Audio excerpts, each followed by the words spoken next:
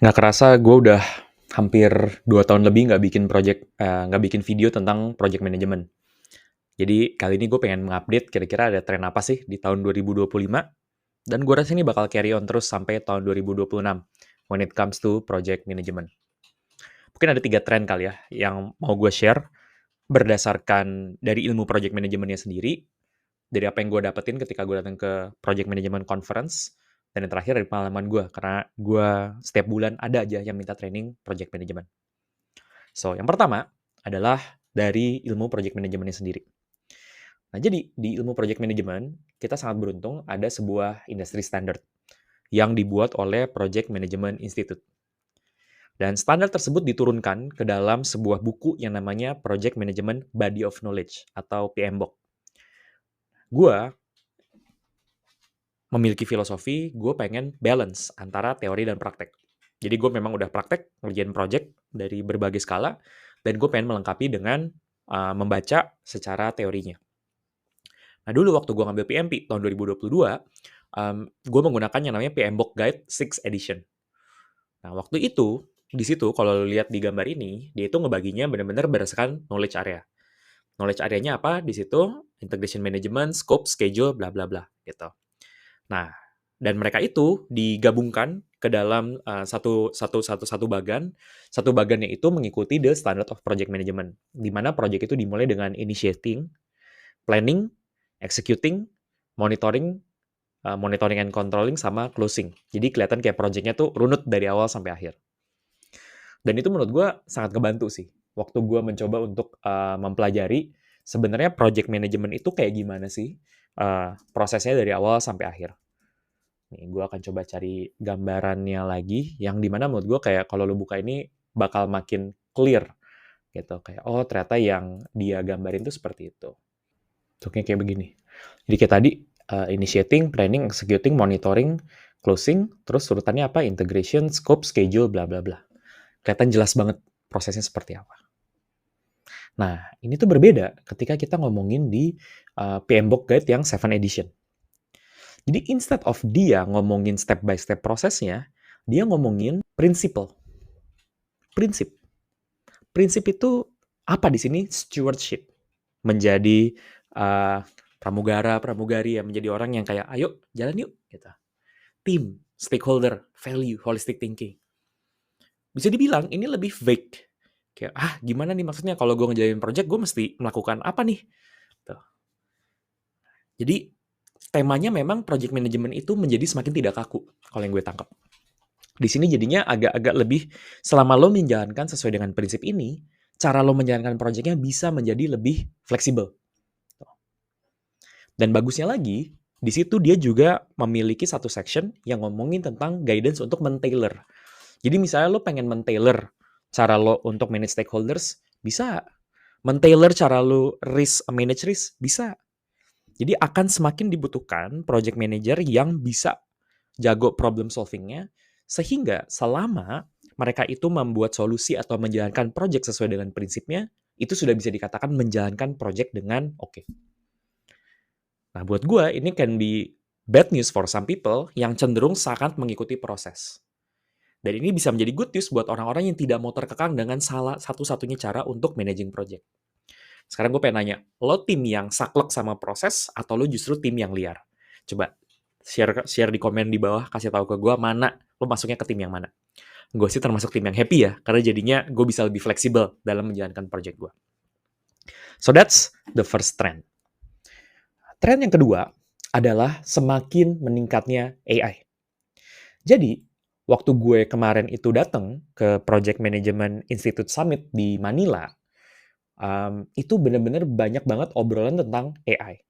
Gimana AI itu akan mempengaruhi dunia project management. Nah, even kalau lo buka websitenya PMI, ketika kita ngomongin explore by topic, yang pertama muncul adalah artificial intelligence. Mungkin ini by alphabetical order. At the same time, gue mencoba memvalidasi ini ketika gue ngobrol sama orang dari PMI-nya sendiri. Dan dia bilang, kayak, wah gila Vic, sekarang nih rame banget penggunaan AI di project management. Dan gue sejujurnya gue sangat setuju. Karena memang penggunaan AI di project management ini akan sangat membantu. Terutama kalau lo ngomongin tentang planning, dokumentasi, itu akan sangat terbantu dengan lo menggunakan AI. Dan gue tahu ada banyak orang yang suka menjalankan project management, tapi mereka tuh nggak suka melakukan dokumentasinya dan membuat proses yang rapih. Nah, jadi dengan adanya AI, itu akan sangat ngebantu lo untuk bisa menjalankan project dengan lebih efektif lagi ke depannya. Nah, kalau lu adalah seorang member dari Project Management Institute, lo tuh bisa mengakses sebuah tool yang namanya PMI Infinity. Nah, ini gue bisa bantu share ke lo juga ya, bentuknya tuh kurang lebih seperti apa. Jadi in a way, ini mirip kayak ChatGPT, tapi ini udah dikasih prompt-prompt yang related dengan dunia project management. Nah, di sini udah ada nih prompt library-nya. Tuh. Misalnya kita mau ngomongin daily stand-up agenda. Nah, di sini udah langsung bilang, tadi ketika gue ngeklik, bikin dong daily stand-up agenda. Tuh. Jadi sekarang kita bisa inget, ada apa aja nih yang bisa dilakukan di situ. Lumayan kan? Ya, sebenarnya bisa aja kalau lo mau ngetik prompt-nya sendiri, nah di sini udah ada. Terutama kalau misalnya kita pengen ngebahas hal yang lebih teknis. Gitu. Let's say misalnya kita mau ngomongin, aduh apa ya yang lupa ya, let's talk about scheduling. Kita bisa buka scheduling prompt tuh ada apa aja. Nah, ini scheduling strategi with buffer. Tuh. Nah, itulah contohnya.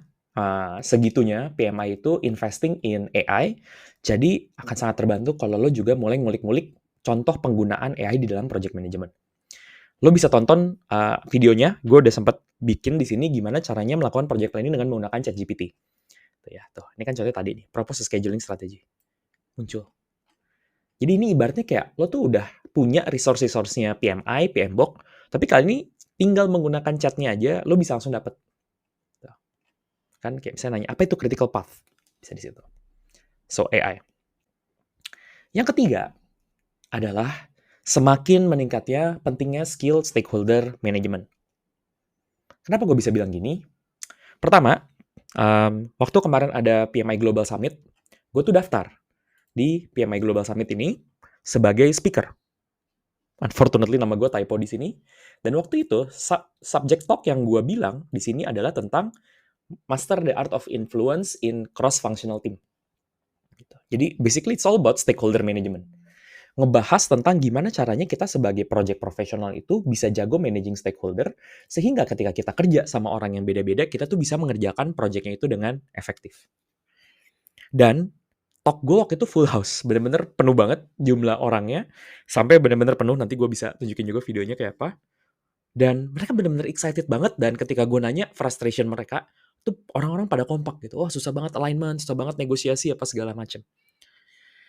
Dan ini konsisten, karena setiap kali gue ngebawain materi tentang project management di klien korporasi gue, hampir selalu mereka itu pada akhirnya mengeluhkan tidak hanya tentang project manajemennya, gimana cara bikin Gantt chart, gimana cara bikin project charter, tapi alignment-nya. Gimana making sure stakeholder gue on board. Gimana making sure gue bisa memanage konflik dengan baik.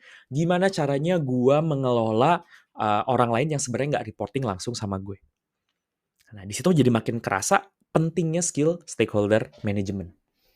Dan itu memang make sense banget, karena semakin kesini semakin banyak organisasi yang bergerak dengan bentuknya matrix organization-nya. Gitu. Jadi kayak lo bakal banyak kerja sama orang-orang yang beda domain, sehingga udah semakin penting pakemnya, lo itu bisa saling berkomunikasi satu sama lain. Terutama kalau lo itu adalah orang yang tugasnya mengerjakan project lintas fungsi. Nah, jadi lo bisa tonton video satu ini gitu tentang gimana caranya lo itu bisa ngomong dengan lebih lancar sehingga membantu dalam proses negosiasi stakeholder lo, atau video ini di mana lo bisa belajar untuk mengatakan tidak. So, see you on the next video.